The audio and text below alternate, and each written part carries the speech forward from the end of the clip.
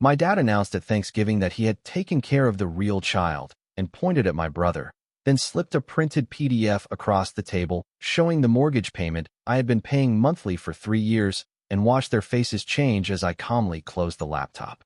I, 32M, watched my family's Thanksgiving implode when Dad called out his real child. The turkey was perfect, golden brown, sitting in the center of our dining table like it did every year, surrounded by all the traditional fixings my mother insisted on making from scratch. I had driven 4 hours to be here, just like I always did. Just like the dutiful son everyone expected me to be. I was carving the bird when my father decided to detonate our family. He stood up, wine glass in hand, and announced he wanted to make a toast. Nothing unusual about that. Dad loved his speeches, loved being the center of attention. My brother sat across from me, smirking in that way he always did when Dad was about to praise him for something. My mother beamed, probably expecting another story about how grateful we should all be.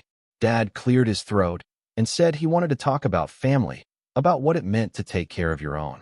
He looked directly at my brother and said he was proud to have taken care of his real child, the one who truly appreciated everything he'd been given. He gestured at my brother like he was presenting a prize.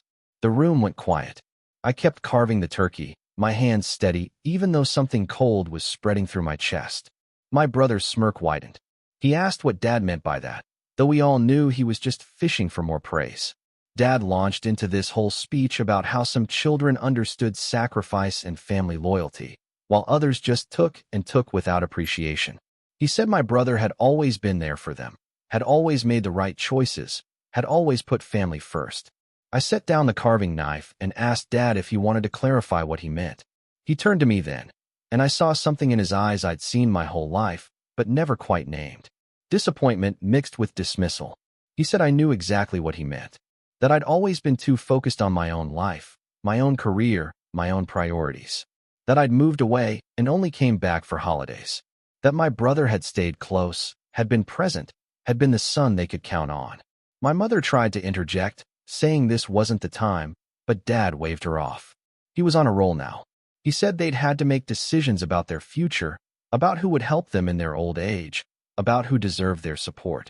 He said my brother had always been responsible with money, had always made smart choices, while I had frittered away opportunities chasing some corporate dream in another state.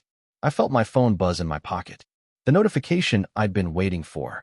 I asked Dad if he remembered 3 years ago when they were about to lose the house. He stopped mid-sentence, his face tightening. I continued, asking if he remembered how panicked Mom had been, how they'd both called me in tears because the bank was starting foreclosure proceedings and they didn't know what to do. My brother's smirk faltered. Mom's face went pale. I pulled out my laptop from my bag under the table. I'd brought it specifically for this moment, though I'd hoped I wouldn't need to use it. I'd spent the last 3 months preparing for this possibility, ever since I'd overheard a phone conversation during my last visit that made everything click into place. Dad told me to put it away, that this wasn't the time for my work. I ignored him and opened it, pulling up a folder I'd labeled simply Family. I asked if anyone wanted to know how they'd kept the house. My brother said Dad had taken out a loan and paid it off through smart investing. That's what they'd told everyone. That's what they'd told him. I turned the laptop around so everyone could see the screen. It showed a PDF of the mortgage account. Current balance 0. Paid in full. But that wasn't the interesting part. I scrolled through the payment history, highlighting every single transaction in the last 3 years. Each payment came from an account they wouldn't recognize. Because it was my account. I explained calmly that I'd been paying their mortgage for 36 months. $1,700 every single month. That's $61,200, not counting the initial payment I'd made to stop the foreclosure. The silence that followed was deafening. Mom's hand went to her mouth. My brother leaned forward, squinting at the screen like he could make the numbers change if he looked hard enough. Dad just stood there, frozen with his wine glass still raised. I asked Dad if he wanted to explain to everyone how he'd taken care of his real child. Because from where I sat, it looked like I'd been taking care of all of them. My brother recovered first. He said I was lying, that I was trying to make myself look good. Dad had told him he'd refinanced, that he'd taken care of everything himself. I pulled up the bank statements showing the wire transfers, each one with the property address in the memo line. Then I pulled up the emails between Dad and me from 3 years ago, where he'd begged me not to tell anyone about the arrangement, where he'd said it would embarrass him if people knew, where he'd promised this was temporary, just until he got back on his feet. Mom asked why I'd never said anything. I looked at her and explained that Dad had asked me not to. He'd said it was important to him to maintain his dignity, to not look like he'd failed. He'd said my brother didn't need to know, that it would just cause problems. So I'd honored that request. I'd sent the money every month like clockwork, never missing a payment, never asking questions about where their money was actually going. My brother's face was red now. He demanded to know why I was bringing this up now, on Thanksgiving of all days. I reminded him that I wasn't the one who'd started this conversation. Dad had chosen to give his speech about real children and family loyalty. I just decided it was time everyone knew the truth. Dad finally found his voice. He said it wasn't like that I was twisting things. He claimed he'd always planned to pay me back, that this was just a loan between father and son. I asked him why he'd never mentioned paying me back in any of our conversations. Why he'd never asked for my payment information to start repaying the debt. Why he'd instead spent the last 3 years telling everyone, including my brother, that he'd handled the crisis himself through smart financial management. The answer, of course, was sitting right there at the table. I pulled up another folder, this one full of Facebook posts and family group chat screenshots. Dad bragging about helping my brother with a down payment on his condo 2 years ago, $40,000. Dad posting about the new truck he'd bought last year, $55,000. Mom's photos from their Alaskan cruise last summer, $8,000. I'd been funding their lifestyle while they told everyone I was the selfish son who'd abandoned the family. My brother stood up, knocking his chair back. He said this was typical of me, always trying to make everything about myself, always playing the victim. I asked him how much he thought their mortgage payment was. He didn't know. I asked him if he'd ever wondered how 2 people who'd been on the verge of foreclosure suddenly had money for luxury vacations and new vehicles. He said Dad had told him he'd gotten a consulting contract, that he was doing well. I asked Dad if he wanted to tell my brother about the consulting contract. Dad said nothing. So I did. I explained that Dad had retired 8 years ago, that there had never been any consulting contract. The only money coming in was Mom's part-time job at the library and their Social Security. The same income they'd had when they'd nearly lost everything. The only thing that had changed was that I'd started paying their biggest expense. Mom was crying now, trying to explain that she'd wanted to tell us the truth, but Dad had insisted it wasn't necessary. She said they'd never meant to take advantage, that they really had planned to pay me back.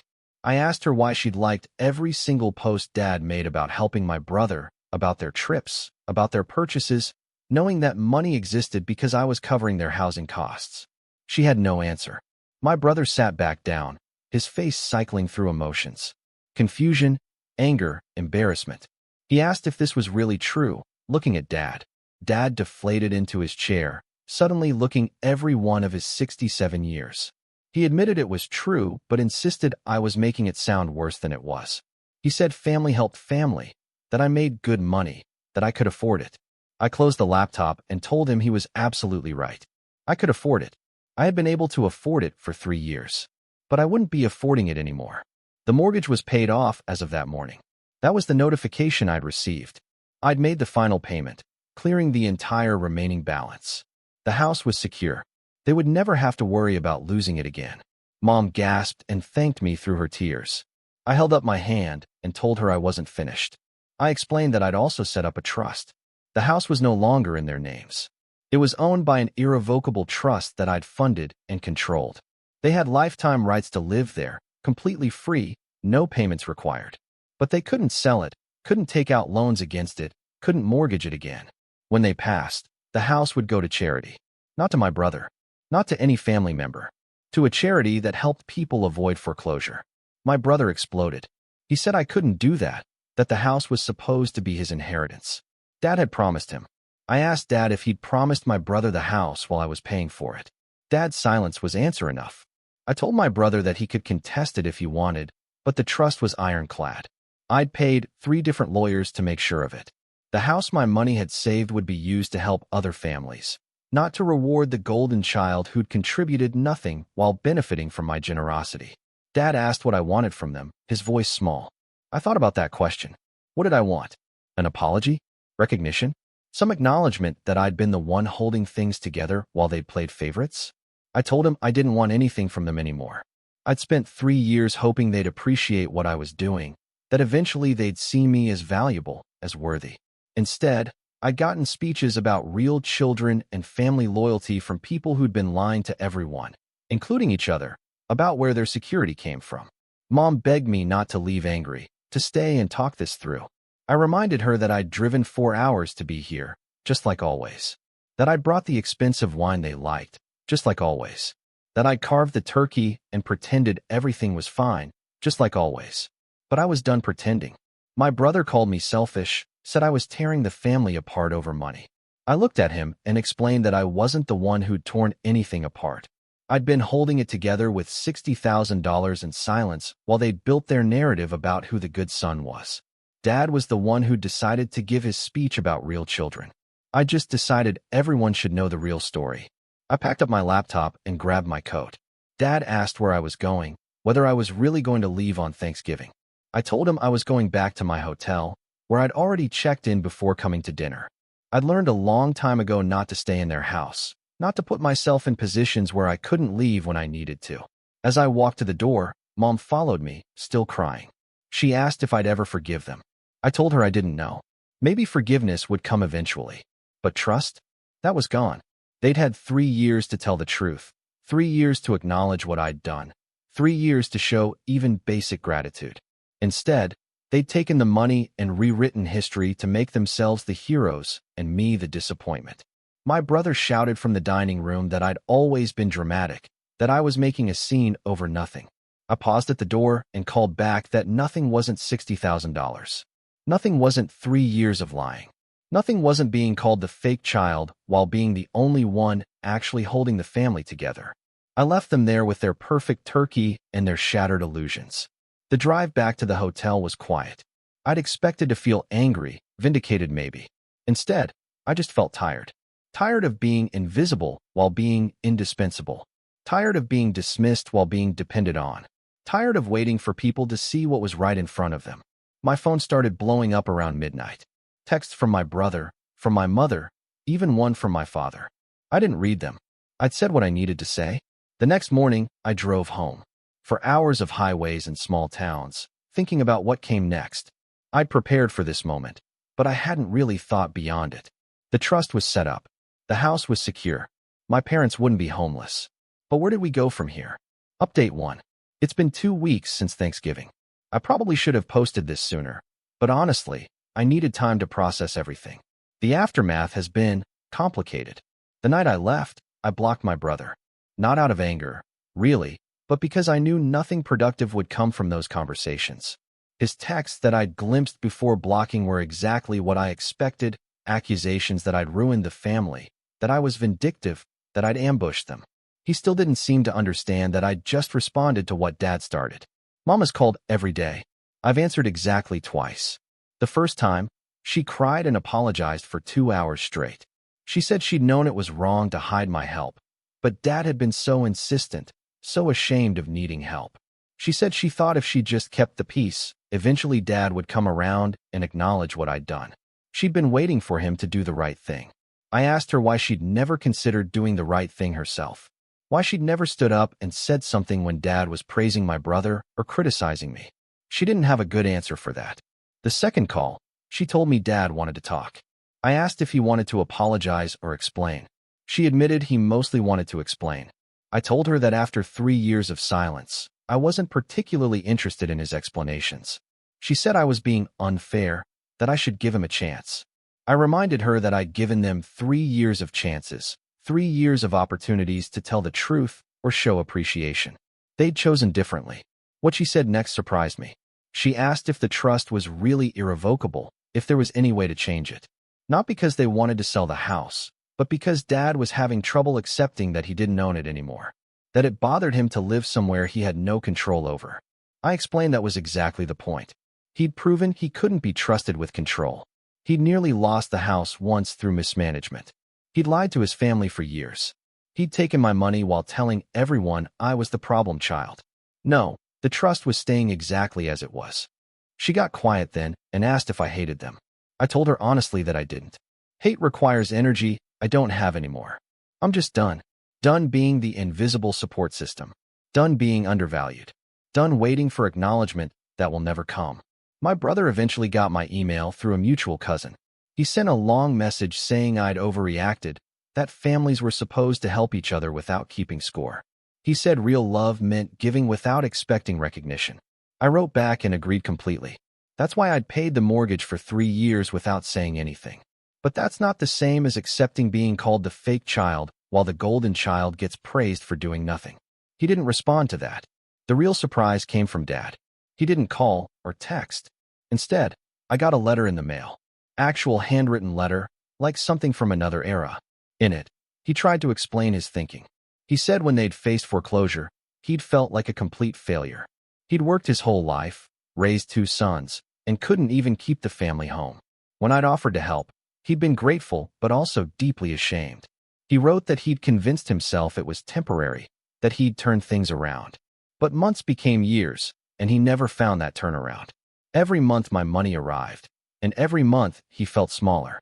So he'd constructed this narrative where he was still the capable father, still the man who provided. Acknowledging my help would mean admitting he'd failed. As for my brother, Dad wrote that he'd always worried about him more. My brother had struggled with jobs, with money, with relationships. I'd always seemed fine, successful, independent.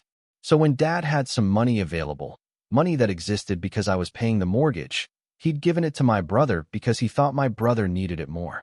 It didn't occur to him, apparently, that just because I could survive without help didn't mean I deserved to be used. The letter ended with something that might have been an apology. He wrote that he understood now that he'd hurt me, that he'd been unfair. He said he hoped someday I'd forgive him, but he understood if I couldn't. What the letter didn't include was any acknowledgement that what he'd done was wrong, just that it had hurt me. Like my pain was the problem, not his actions. I haven't responded to the letter. The trust company sent me the final paperwork last week. Everything is locked in. My parents will never be homeless, but they'll also never profit from my generosity. When I signed the papers, I felt something lift. Not happiness exactly, but freedom. I was done being responsible for people who didn't value that responsibility. My mother's sister reached out, my aunt who I'd always been close with. She said Mom had told her everything, and she wanted me to know she understood why I'd done what I did. She also said something that's been rattling around in my head since. She said that sometimes the kindest thing you can do for someone is let them face the consequences of their choices. That my parents had chosen, repeatedly, to take advantage of my help while dismissing my worth. And now they got to live with that choice. She also told me something I hadn't known. Apparently, my brother had been bragging to the extended family about how Dad had helped him with his condo, about how Dad believed in him more than anyone. He'd specifically mentioned how Dad had told him I was too focused on money and career to understand family values. My brother had been using Dad's narrative to position himself as the better son across the entire family. That hurt more than I expected. I've started seeing a therapist. Not because I think I did anything wrong, but because 32 years of being undervalued doesn't just evaporate. We talk a lot about boundaries, about self-worth, about the difference between helping someone and being used by them. It helps. Work has been good. Busy, which I appreciate. My boss mentioned a promotion that might require relocation to the West Coast. 6 months ago, I would have worried about being even farther from my family. Now I'm seriously considering it. I haven't decided about Christmas yet. Mom has asked if I'll come. I've told her I don't know. Part of me wants to maintain the boundary, to show them I meant what I said. Part of me wonders if enough time has passed for real conversation. But mostly, I just don't want to spend another holiday feeling invisible. The irony isn't lost on me that I spent $60,000 to feel like I mattered, and the only way I finally got their attention was by stopping. Whatever happens next, I know one thing for certain.